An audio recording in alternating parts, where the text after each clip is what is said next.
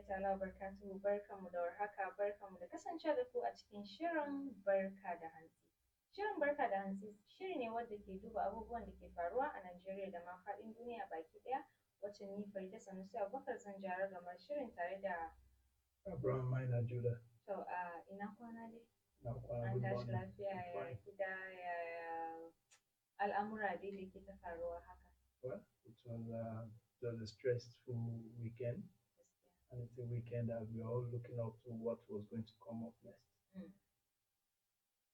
To, masha Allah. Masu kallo kafin mu tsunduma cikin shirin, bari mu ɗan je hutun takaitaccen lokaci wanda idan mun dawo shirin namu zai ɗora a dakacin mu na dawa ba da jimawa.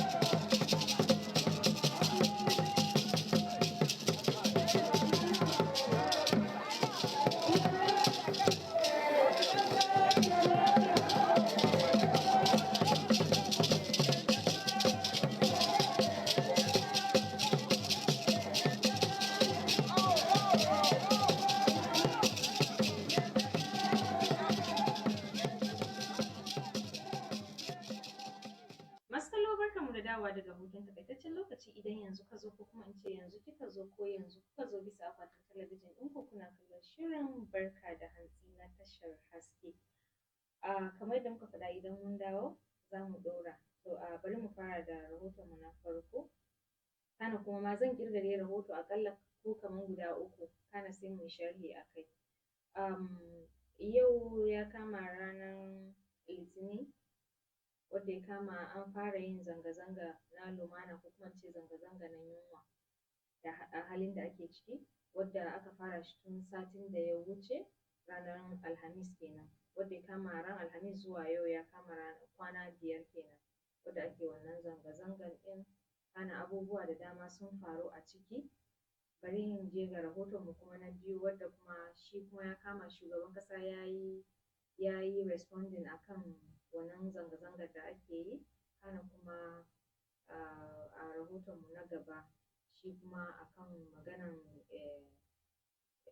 ambaliyar ruwa that's flood kenan ba wadda za a iya fuskantar shi wadda hasashe ke nuna cewa za a iya fuskantar wannan ambaliyar ruwan ɗin kana kuma ake yawaita kira ga waɗanda suke zama a bakin kogi da su yi ƙoƙari su zakuɗa daga bakin kogin saboda gudun kar ambaliyar ruwan ya afka da su. To bari mu fara da maganar zanga-zanga. Zanga-zanga ya kasance yau kwana na 5 kenan wadda an fara shi tun ranar Alhamis. Mun ga abubuwan da ya faru ranar Alhamis, mun ga abubuwan da ya faru ranar Juma'a, Asabar, Lahadi har ya kama yau Litinin. Wadda a cikin zanga-zangan da ake yi kana a wasu wuraren an yi zanga-zanga na lumana kamar yadda aka ce za a yi shi na lumana.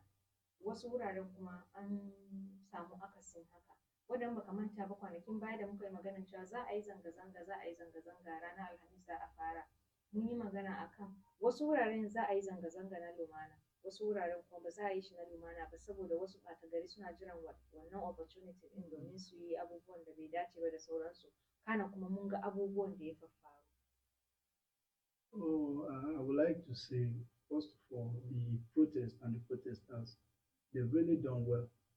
They've in a lot of places across the state, the protests have been largely peaceful and well organized.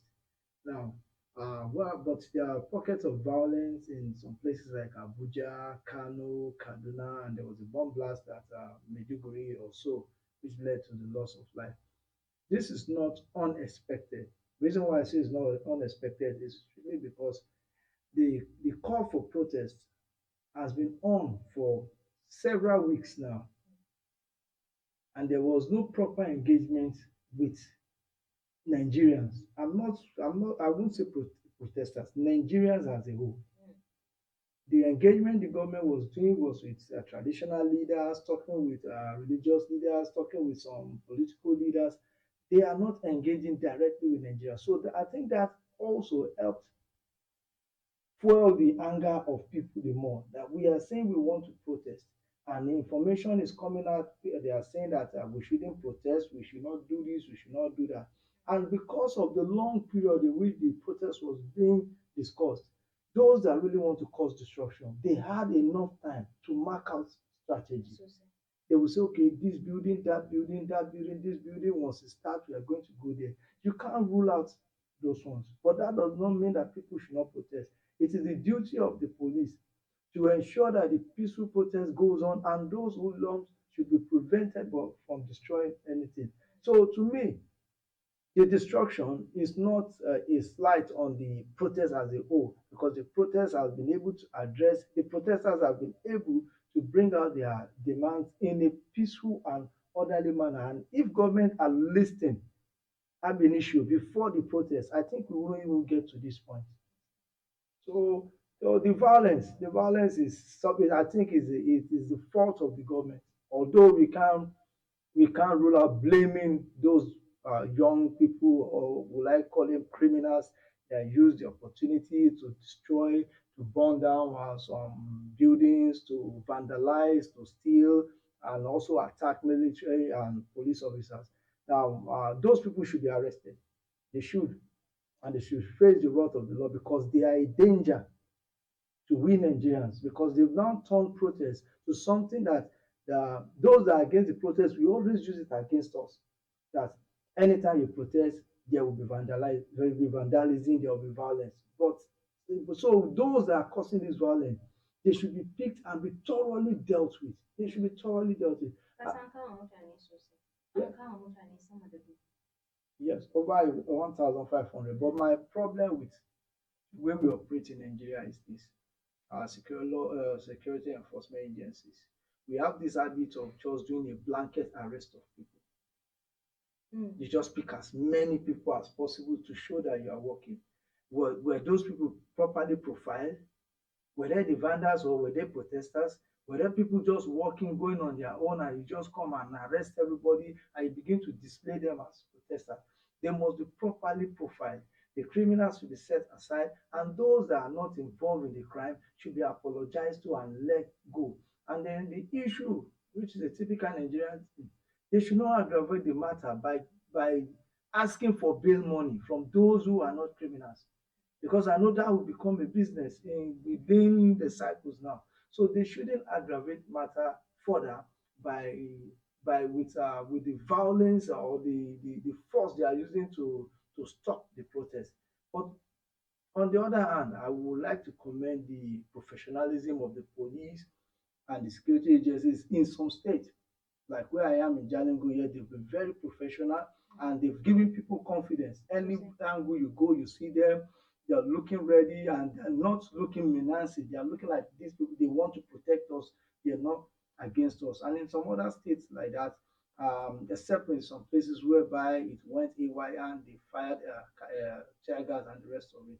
But in many states, the police have done well, the security agencies have done well. And those in those states that are not doing well, they should emulate the good things those in places like Taraba and Co are doing. And I think it will be better for every one of us.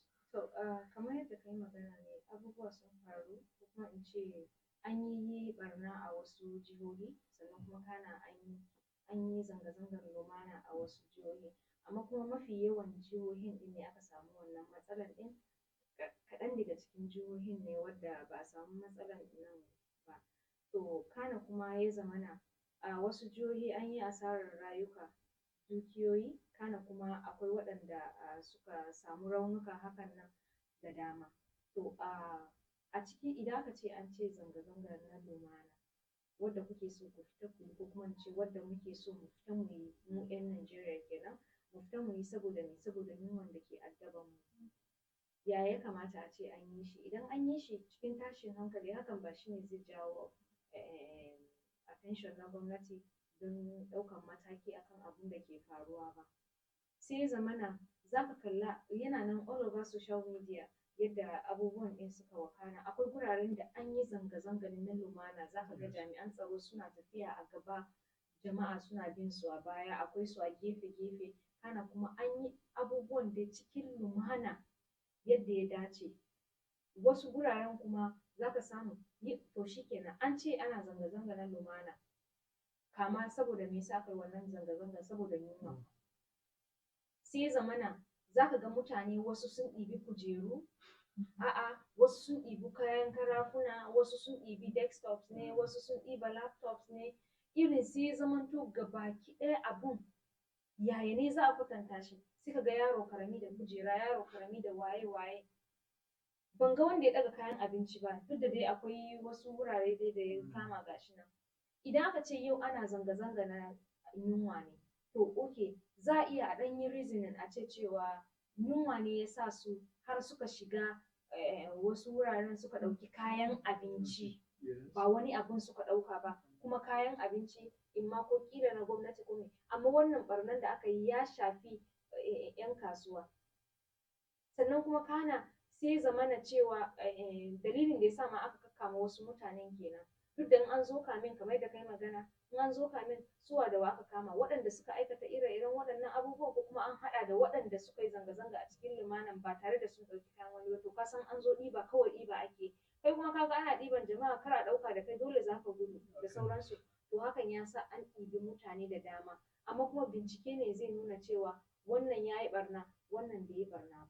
Amma kuma abun da kowa ya sani ne cewa idan yau aka kama ka ko da ka yi ɓarna ko da baka yi ɓarna ba, in dai za ka fita dole ne sai ka biya beli, ko ba haka ba?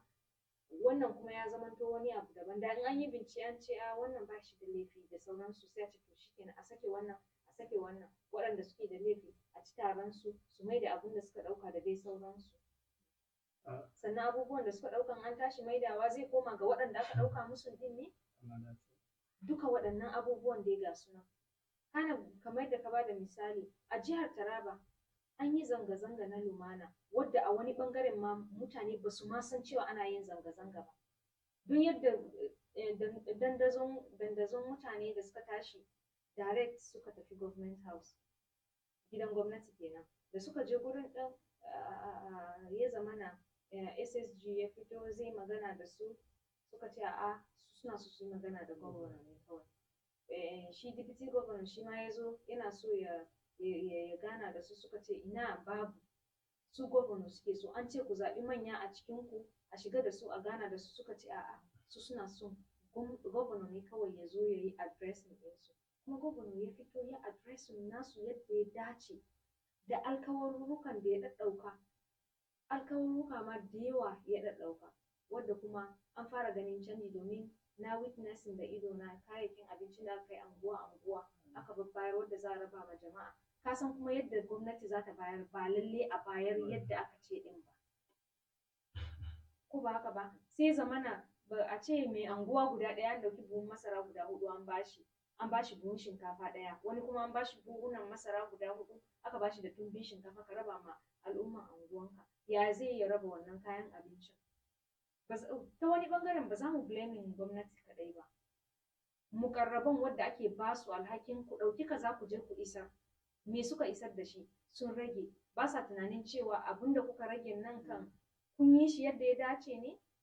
Babu fa, ba maganan ma dacewa ciki ma, kun yi abun nan kun yi shi yadda aka ce muku ku yi? Kar ka manta idan ka ɗauki hakkin wani, sai ubangijin da ya halicci al'umma gabaki ɗaya kuma ya yi duniya kowa da komai, sai ya tambaye ka akan amanan da aka baka, don wannan kayan amana ne a raba ma waɗanda suke mabukata kenan, sai zamana kuma an bayar da sauransu ire-iren hakan nan. To wasu wurare an kona motocin jama'a, mota kawai yana zaune an kona, da dama an samu destruction na abu, abun ba abun da za a ce a ci. Well, you know, some weeks back we were talking about drugs, the effect of drugs in society. If you look at most of, before in Nigeria, there used to be protests, but vandalism was not part of the protest. But the vandalism became part of protest during the last SARS. And it's a product of society, values are falling, crime has increased, drug usage, And also the people are tired, as in they are so disillusioned. There is no way they feel that they've been abandoned. So whatever, they don't see the government properties as their own, because even they don't have access to this to government property. So that is what fueled them. They say, okay, this is my own share of the national cake. Now let me tell you something. It is wrong. It is very, very wrong. But at least I'm not trying to justify what they did. But if someone during election voted for a government official and the person won, and the person promised, I'll give you water, I'll give you light, I'll give you this. But throughout the tenure of that person, the only news you are getting is that they are approving money for the allowance, wardrobe allowance, newspaper allowance, this allowance, and you didn't get anything. It becomes like, it seems we're only voting in these people to go and enrich themselves. Why we have nothing to do. So this anger is sometimes misdirected. Then again, we have the issue of drugs. A lot of our youth are on drugs. And whenever they see any opportunity, they take it to vandalize and steal properties. And then some don't even know what is going on. They just know that today people on the street, whatever it is, let me take it and leave. Then another thing is that the governors should take charge of their states. You could see the example of Taraba State Governor. A day before, he had a press briefing which he addressed the issue, and on the day of the protest, he was able to come out and speak to them. So, as the state governor, if you take charge of your state, it will reduce the pressure of this thing, and ensure you work with the security agencies. You work hand in hand with them. Show empathy. Nigerians are easy people. The moment you talk to them as a leader, don't send someone. Talk to them directly as a leader. They will listen. Then the issue of what they are sharing this thing a little too late. Now, this sharing of this palliative, it could even lead to another issue, because now stories will be going around. It is 50 bags, it is 10 bags, it is 12 bags, and the community leaders, if they don't take care, if they don't have good reputations, their house might be vandalized.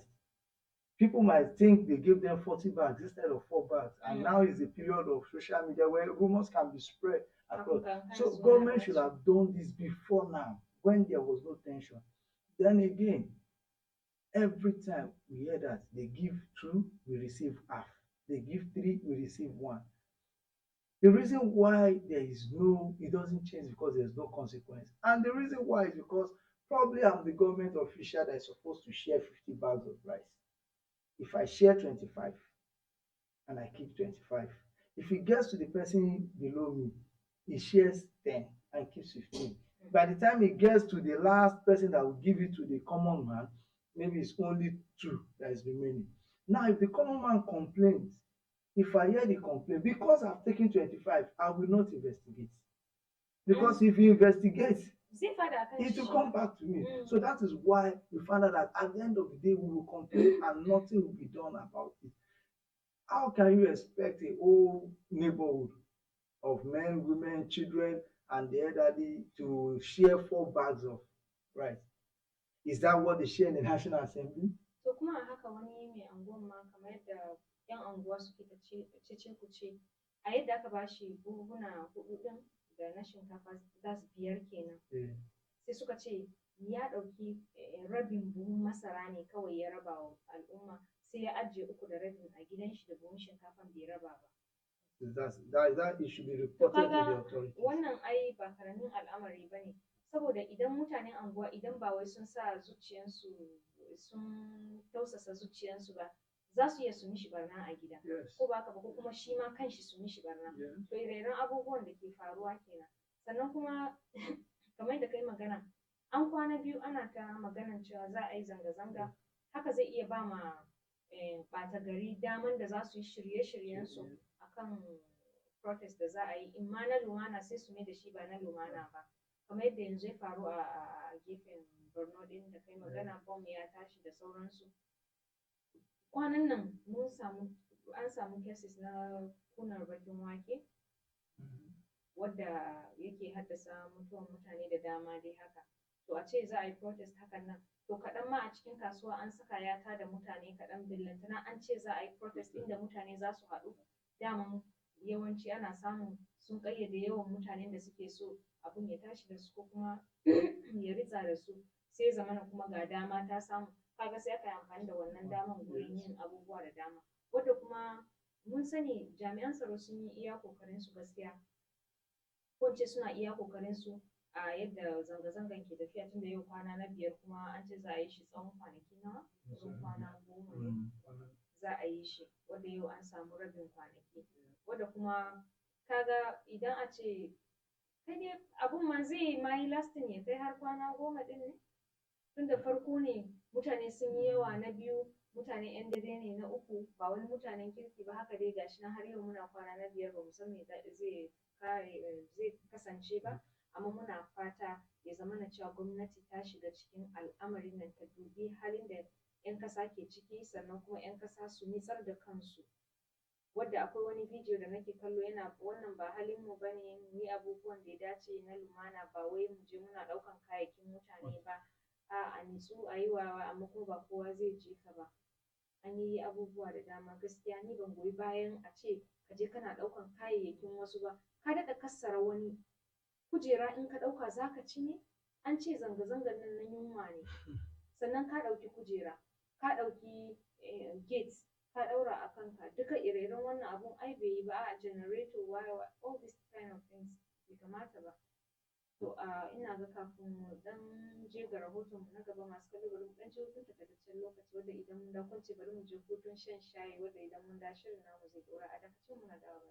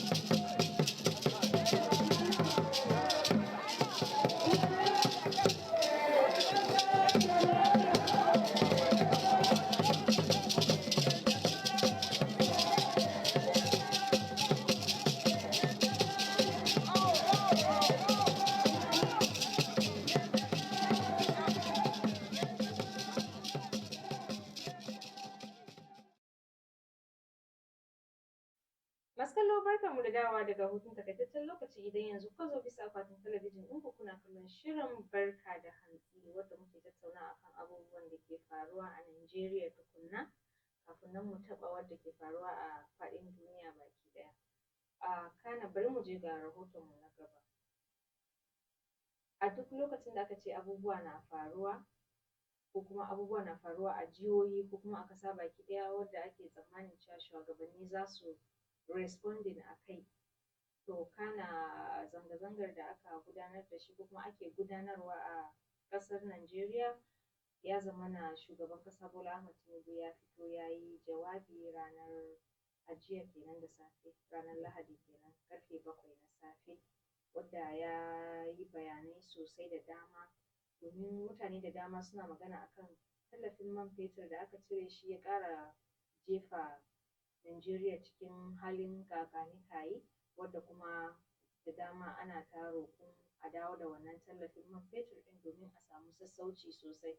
Kana kuma ga tsadan kayayyakin abinci da dai sauransu, duk dai ya ta'allaka ne akan cire tallafin man fetur, wadda shi shugaban ƙasa ya yi bayani akan yanayin kuɗin da ake fitarwa na tallafin man fetur, dalilin da ya sa ya janye wannan tallafin kenan.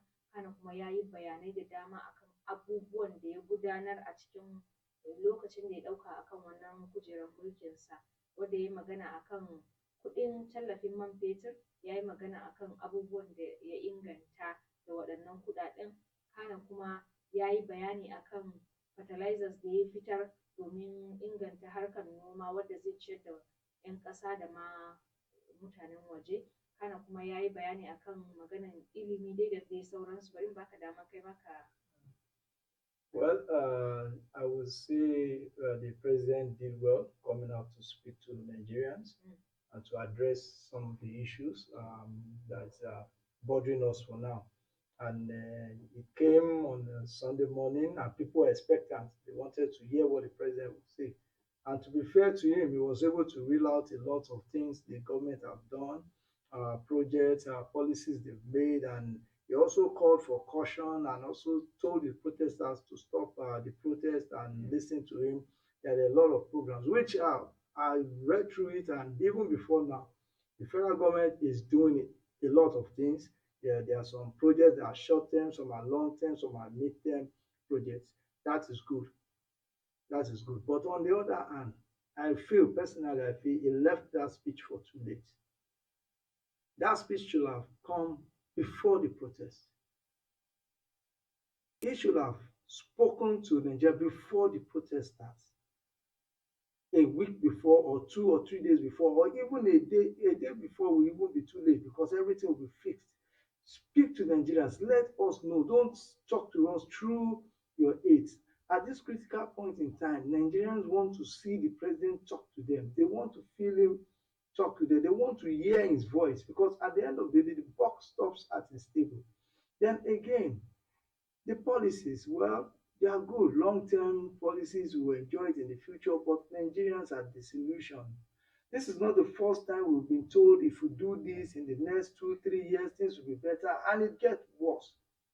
So how do you expect me or you or anyone to believe that this same one will get better? Because the ones we've had before, it always get worse.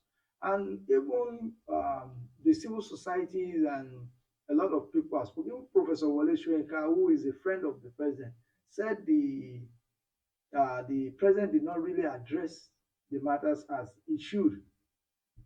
He said he's going to do an intellectual analysis of everything, but he also felt the president did not address the issue of police brutality during the protest, the way the police handled the protest in some cases. And also Falano, Barrister Olu Falano, SAN, he also spoke about the president was just speaking on the peripheral things. He didn't really delve deep into what Nigerians want. And what there's one thing that I expect of every leader in Nigeria to know.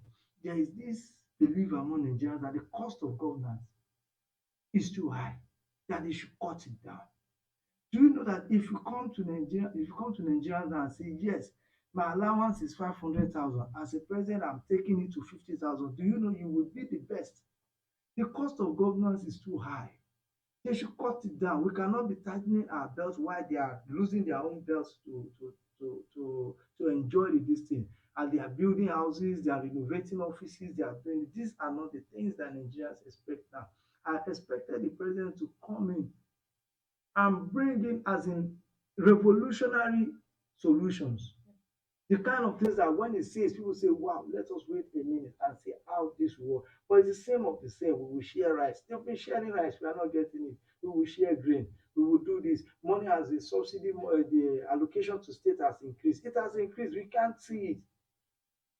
It's coming a little too late. And I think the next time we shouldn't leave these things for too late. He should have addressed us before this vandalism, before people hit the streets. So I think that's my opinion on that for now. Kasan kamar yadda ya kasance din yadda muka faɗa gwamnan jihar Taraba ya addressing mutane, in ce ya yi addressing manya ma duka kan maganar zanga-zanga da za a shiga wadda yana gani ya ɗauke su tun safe har yamma kusan har dare ma kafin suka kare wannan zaman. Hana kuma a ran da aka yi wannan zanga-zanga din ya ƙara ya fito da kanshi ya addressing al'umman jiha gabaki ɗaya. To abubuwan da ke tafiya kaga shi a yadda shi shugaban ƙasa ya yi bayani abubuwan da ya yi sofa wadda kuma akwai wasu tsare-tsare wadda suke nan na gaba ne ko ba haka ba. A ciki kaga ana maganar yunwa wadda shi ya tabbatar da cewa ya tuttura ma kowane jihohi trailers na kayayyakin abinci, tireloli da dama. Hana kuma an yi magana bunƙasa harkar noma domin mun san cewa Najeriya na da ƙasa mai albarka, ƙasa mai kyau wadda ƙasa ne na noma gabaki ɗaya, wadda hakan ya sa shi ya tura da fertilizers taki kenan ma jihohi da dama, wadda kuma kaga kullum maganar mu guda ɗaya ne. a duk lokacin da aka ce gwamnatin ƙasa baki ɗaya za ta ba da abu ma jihohi, yana da kyau a samu waɗanda za su bi baya su duba yaya ne wannan al'amarin ɗin ya kasance. Hana kuma idan ya iso ma gwamnatin jihohi, su kuma za su bayar domin a raba, kana kuma a sake a naɗa wakilin da zai yi bincike akan yaya ne aka yi wannan. Mun yi magana muka ce an turo da wato fertilizers ɗin nan, yaya aka yi da su. A bincike da na ɗan gudanar haka, na samu fertilizers ɗin sun iso, wadda an babbayar a wasu jihohi haka.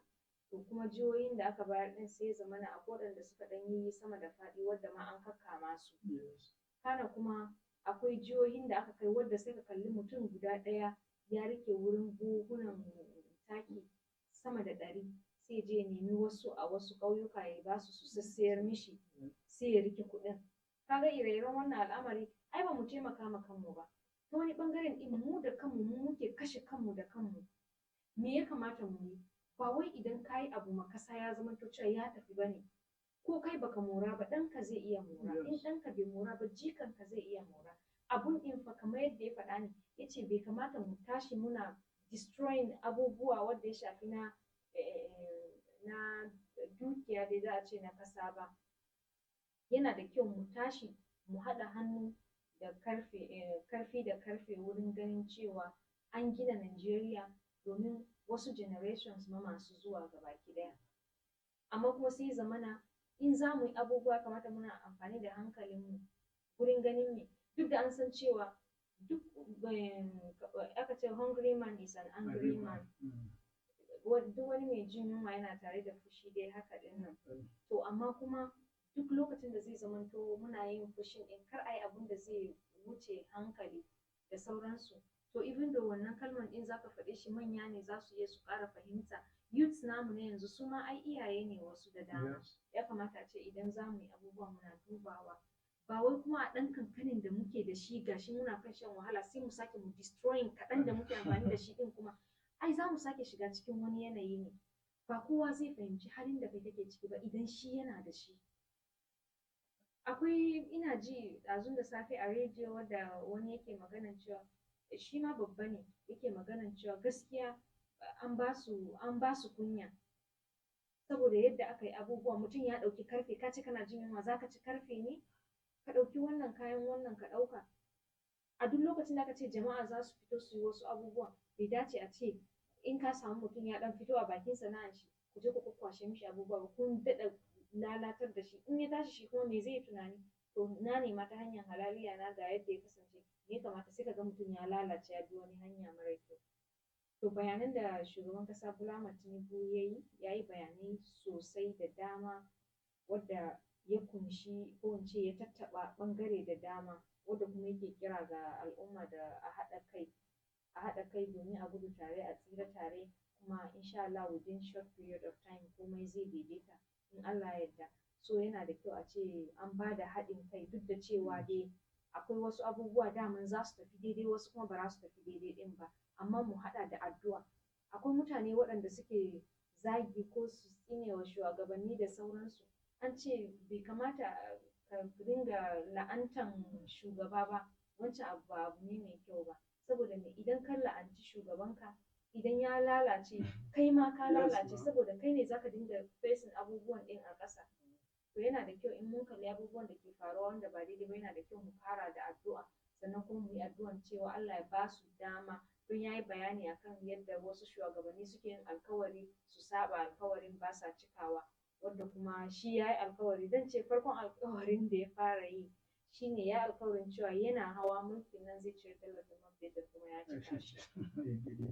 Kana ya ce an shiga cikin yanayi na abubuwan da bai dace ba, ko kuma an shiga cikin wani mawuyacin hali ta sanadiyan cire tallafin man fetur, amma kuma fa a ƙara haƙuri domin ba wai mayarwa za a yi ba. Don haka yana da kyau a ce an duba al'amarin nan, an sake kuma su shugabanni kenan su shiga cikin al'amarin, su ƙara dubawa, a ƙara wasu matakai domin ganin cewa an samu sassauci cikin lokaci kaɗan, kar ya ja lokaci sosai. domin mutane suna mutuwa gaskiya da yunwa, mutane suna jigata da yunwa, mutane suna shiga cikin wani yanayi saboda yunwa. Allah dai ya sa kowa ya samu sassauci kuma kana mu fita cikin wannan yanayi cikin lokaci kaɗan. Bari mu je ga rahotonmu na gaba wadda akan ambaliyar ruwa duba da yadda muke cikin damina. Wadda a koyaushe akan yi kira a farkon damina ko kafin ma daminan ta shiga akan waɗanda suke zama a bakin kogi. Ya kamata a ce su matsa daga kusa da bakin kogi saboda gudun kar ambaliyar ruwa ya afka da su. Ambaliyar ruwa idan ya zo yana tafiya da komai da komai. Zai tafi da gininka, filinka ma ya tafi, dukiyanka da yake nan a gida komai ya tafi. Wani ma har da rayuka gaba ɗaya yake tafiya da shi. To ire-iren waɗannan abubuwan in ba shi da amfani a ce a yi asarar rai. Wasu kuma suna ganganci su ce ai anan aka binne cibiya na kana kuma kenan anan ne ma zan tafi. Bai da amfani. To kana ko da a ce kana tunanin cewa idan irin wannan abun ya ritsa da kai kana samun tallafi na waɗanda ambaliyar ruwa ya shafa, yaushe tallafin ke zuwa maka? Kaga ire-iren abubuwan da ke faruwa kenan. I think concerning this flood is a very, very serious issue because when flood comes, it takes away life, property, and even investment, everything you've done. And it is good that proper education should be done to those that live within that area, especially in the rural area. Now, some people believe this is my ancestral land. I'm going to live here, I'm going to die here. I can't go and live in another place, I can't go. But if you die, everything you work for is gone. So I think the education and the orientation should be done at the local level. And in some cases, if it needs to be for them to be forcefully relocated, they should be relocated. Government should begin to create communities on high grounds whereby during the flood, these people can move there. The reason why some people don't want to go against that, where will they go to? Where will they go to? Can you just leave your home and decide to just go to any place to stay? They don't have food, they don't have shelter, they are managing, and some have planted crops. They are just praying that maybe they will be able to harvest it. So in these cases, there should be shelters that government, since we know every year now we have flood. We have flood every year. If you know that point A, B, C, D is usually flooded during the rainy season, apart from warning people, during the dry season, you are supposed to look for some highland, build shelters, camps, so that whenever it's rainy season, these people can move from where they are, that is prone to flood, to the other places where they can have some time until the flood ebbs away. But if you don't provide where to go for them, what do you expect them to do? Then this is again, this shouldn't be left to the federal government. It should be the work of the state and the local government. That is why we need to empower the local government, because the local government secretariat is just some stone throw away from these places. They should be able to look at it. Okay, this is village A, this is village B, village C is on a mountain. Okay, village A and B. For now, move to village C. These are houses we provided for your family. We'll give you some land to farm here. Then during dry season, you can come back and farm there, because flood, you can't really especially flash flood. There's no amount of drainage or whatever you do that will control it, because it is nature, and climate change is still part of it. We've abused nature so much that nature is fighting back. So when those floods come, people shouldn't be caught within that flood, because it always leads to, I always feel the pain. There was a time I saw videos of parents holding their children on their neck and trying to swim at the same time, and even still trying to hold some house full stop, because after swimming, crossing these children across the river, what would they eat? What would they eat? It's a very, very terrible situation, and something needs to be done about it. Those communities should be relocated. It has to be deliberate. There should be a deliberate relocation. Akwai wasu eriyoyin din, akwai wasu gefe-gefen din wanda ya zamana babu ma culverts, irin passage na ruwa din nan babu shi. Akwai last 2 years akwai abin da ya faru a cikin Jalingo inda ruwa ya yi ambaliya sosai, wadda kuma ya zamana gidajen da ya taɓa suna fa kan tudu ne, tudun ma ba sa kusa ma da kogi. Amma ruwan nan ya isa ya same su.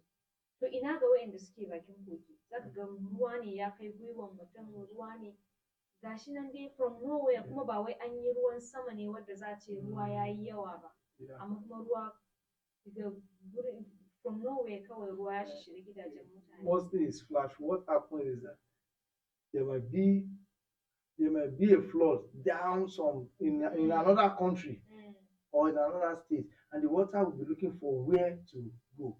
Now the problem is that most times we build houses to block waterway. So when the water does not have a place to go, it must look for a place. It must fill up. That's why even those on high ground, it will get there. So if we create water channels, proper water channels, proper drainage system. I went to a place around Sabongeri last week, and I was wondering how will people survive if flood comes here? The erosion is terrible. There's no proper planning of the community. Some houses will face left, some face right. Some their foundation is inside the erosion. So these places, there is no way that they wouldn't face flood because the water channels have been blocked. To haka wai akwai hukumar da take duba wai gidaje ko nan ya dace a gini ko kuma bai dace ba, wadda za a yi stopping ɗinsu da sauransu.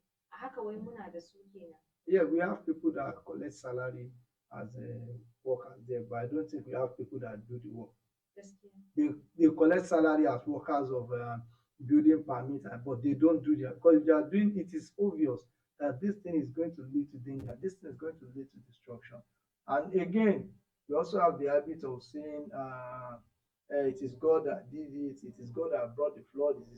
God has given us everything. He has even given us a brain to know that flood came last year, flood came 2 years ago. I think this year you know that it's likely going to come. And again, sometimes what we do when rain is falling, they will pack dirty and pour it inside the drainage.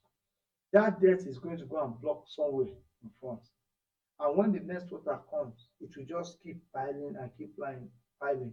The moment there's heavy rainfall, somewhere else, not even where you are, it is going to still come back. So we need to keep our environment clean, take care of our environment. And government need to do a lot. They need to do a lot. To wai tsafta ma sai an ce maka kai da gidanka. To ire-iren abubuwan kenan ga su. I lived in a place around Lagos whereby once rain starts, you wonder if maybe some people have a company of debt in their house. Everybody will just come out and start throwing plastic, whatever it is, they will pour it into the drainage. So it got to a point, if your house, there's maybe your house is here, this is here, this is here, you will go and stand in front of your house, your drainage. So as it's coming, you will push it to the next. The person there will push. That's how, if you don't come out at the end of the day, the whole depth of the whole street is going to gather in front of your house. So you yourself have to just be there to clear it off, That's how it will keep going. To kaman su kenan da suke yin haka. Mu a nan waye ne zai tsaya yayi? Yana wahala. Kuma za ka ga ana zubawa anyhow har ma da ƙasa. Yes. Kuma ƙasa in ya taru yana yin ƙarfin da in ba an saka su shebur an kwashe shi ba, ba zai yiwu ba. It's a lack of orientation. Muna maganan gashi yana kawo cututtuka da dama, sauro yana taruwa da su cholera duka, cutan amai da gudawa da wayewa duka waɗannan abubuwa, amma sai ga mutane suna zubarwa ba shi kaɗai ba, ana ɗaukar su kanzo wayewa ana zubar da shi. Duka wannan bai kamata a ce ana yin shi kusa da gidaje ba ma. They need to work on that one. And I still put it at the feet of government. They need to be proper reorientation of people, and the government should be firm on holding people accountable. There are agencies that are supposed to deal with this thing, and there are people in those agencies taking salary home at the end of every month. As a matter of fact, they will benefit from the minimum wage. So they should do their job. They should. I shouldn't be here fighting for minimum wage for someone that will not do his or her job. The agency is responsible for this. They should get the job done and then look for a way. I think it's an issue that people should look into. Those within the flood area should be relocated now. There's no point crying for them when it happens. there is still time. To a yau ɗin nan ma gashi an yi kira ga irin shugabannin gargajiya ko kuma shugabannin anguwa akan wani zama na musamman wanda za su yi, kuma na tabbatar za a tattauna ne akan wannan maganar ambaliyar ruwa wanda zai iya shafar mutane da dai sauransu. Ya kamata a ce al'umma su san cewa in dai har kana kusa da bakin ruwa, to fa gaskiya kai da kanka ma rayuwanka na cikin hatsari, sannan kuma kana properties ɗinka ma suna cikin hatsari, ruwa zai iya tafiya da shi, wadda kuma even though za ka yi tunanin idan na tashi ina zan koma, don yawanci masu ƙananan ƙarfi ne suke zama ta bakin ruwa haka. To ba wai ko in na tashi ina zan koma kaɗai ba, wadda yana da kyau a ce dai gwamnati ta gina wani wuri na musamman wadda za a ce duk wanda ke nan yana bakin ruwa ɗin zai iya komawa gurin, saboda yadda damina zai kasance da sauransu. To tunda ba a ɗan samu wannan ba, wadda muna sa ran cewa zuwa gaba kaɗan insha Allah za a iya providing irin wannan saboda taimaka ma waɗanda ba su da ƙarfi. Yana da kyau aka ce tashi, ubangiji ce tashi mu taimake ka, domin sai in ka kare kanka kafin ya kare ka. Ka tuna kana da baya, yana da kyau ku matsa daga kusa da gurin. Shi yasa ake samun, tunda akwai damina akwai rani, ko ba haka ba, rani idan ya yi yana da kyau a ce ka yi tanadi saboda damina ɗin, domin gujewa afkuwan ire-iren wannan abu. Masu kallo bari mu ɗan je hutun takaitaccen lokaci, wanda idan mun dawo shirin namu zai ci gaba, ko in ce zai ɗaura, a dakace mu, muna dawowa.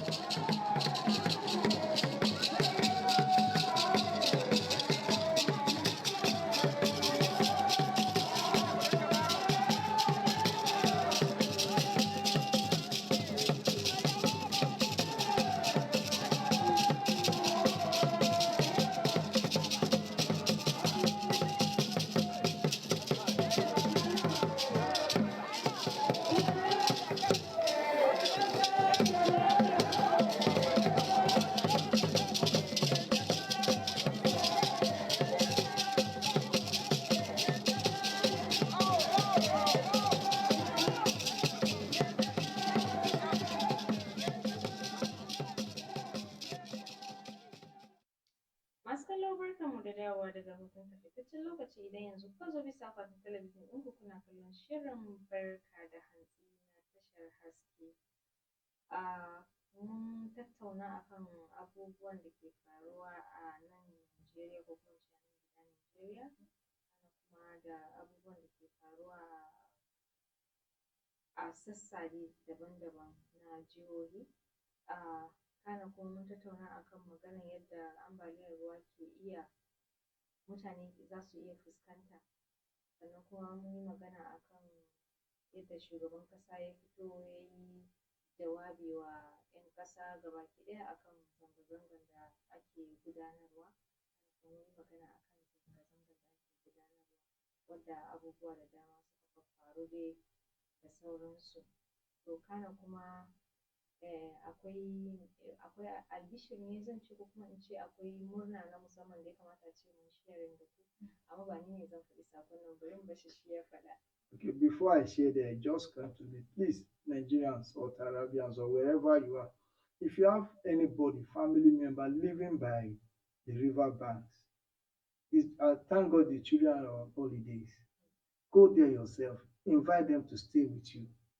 Let us help be our brother keeper. At least if you extend a hand of fellowship to them, bring your children, let them stay with me during these holidays or until the flood goes away. It goes a long way. So we shouldn't, so that we will not be crying for them when this happens. Now let us take steps. If you have people living around places that will be flooded, call upon them, tell them to move. If you have a place, some of us have rooms that are empty, some of us can still take 2 or 3 more people.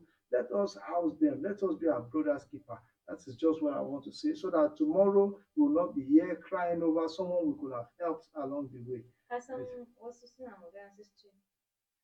ga yanayin rayuwa yadda ke ciki abinci waye kana tunanin in ka ɗauko mutum ka zo baka bashi abinci ba damuwa in ka taimake shi da muhalli za ka yi ka ce to ni fa zan taimake ka da gurin zama amma kuma abinci ka nema ku ciyar da kanku saboda halin da ake ciki in ina da shi zan iya baku amma tun daga yanda yanayi ya kasance ku ya ku nema a haka ma mutum zai godiya ma sosai ma ba sai ka ciyar da mutum ba ka bashi muhalli ma yayi wannan taimako ne wanda za mu yi ma junanmu saboda ba mu san me zai faru da mu ba wala Allah in abu ya faru da mu dan uwanka zai iya taimake ka saboda kai ma kana da zuciyar taimako wannan ke.